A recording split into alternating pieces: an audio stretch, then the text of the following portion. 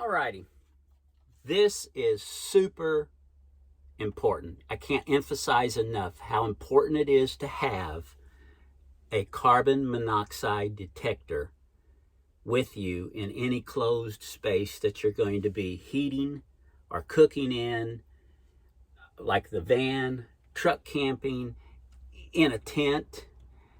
This is a lifesaver. This is absolutely a must. This one's made by Kiddie. Picked it up on Amazon. I've got one in my house. I keep one in the van. And I always take one when I truck camp or I'm in my tent, my hub tent. So it doesn't matter. This is a must if you're going to be cooking or heating in a closed space.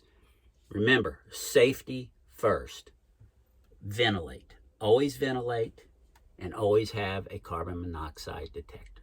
So, there you have it. Just my opinion, but it's a good one. See you on the next one. Later.